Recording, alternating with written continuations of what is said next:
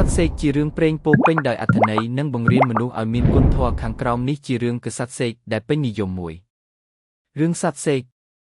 នៅសម័យមួយបុរសម្នាក់មានសត្វសេកមួយដែលអាចនិយាយបានពេលគេទៅធ្វើការខាងក្រៅសត្វសេកនោះតែងតែស្នើឲ្យម្ចាស់ទុកវានៅក្នុងផ្ទះហើយវានឹងយកចិត្តទុកដាក់មើលថែត្រផ្ទះជំនួសម្ចាស់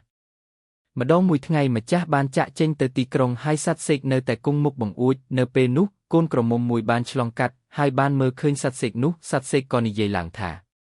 ក្រមុំស្អាតណាស់កុំមើលចូលមកផ្ទះគេបែបនេះឲ្យខ្មាស់អៀនខ្លួនផងក្រមុំស្ដាប់ហើយខឹងខ្លាំងដោយគិតថាសត្វសេកជាសត្វអាក្រក់ដែលចេះនិយាយច្រឡំឲ្យខ្លួនអាម៉ាស់នាងក៏យកទឹកក្តៅចាក់ទៅលើសត្វសេកឲ្យដុះសក់ដុះស្លាបលីអស់ហើយទៅបាត់ពេលម្ចាស់ត្រឡប់មកវិញគេឃើញសត្វសេកសក់អស់ស្លាប់អស់ក៏សួរថាអីនឹងសេកតើមានអ្វីកើតឡើងសត្វសេកឆ្លើយថាអូខ្ញុំមិនដឹងទេតែគ្រាន់តែប្រាប់សេចក្តីពិតគេមិនសប្បាយចិត្តទើបធ្វើអាក្រក់នឹងខ្ញុំម្ចាស់ស្ដាប់ហើយសូម្បីតែមានចិត្តសង្គ្រោះវាប៉ុន្តែសត្វសេកក៏បានសូម្បីតែពោលពាក្យសម្រង់សិក្សានិយាយពិតប៉ុន្តែពុំស្គាល់ទីសមនឹងពេលសមក៏អាចនាំឲ្យខ្លួនជួបអគ្គិភ័យដែរ